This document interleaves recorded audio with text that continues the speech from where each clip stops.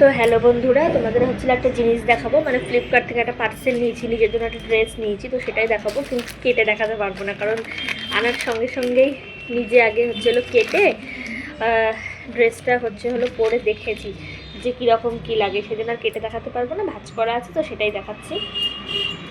এই যে এই যে এই যে হলো এই টু পিসটা নিয়েছি, মানে এটার প্যান্ট নেই, খালি ওড়না আর এই চুড়িদারটা। তো দেখো, এটা পরে ছবিও দেবো খুলে, বলো যে কীরকম লাগছে।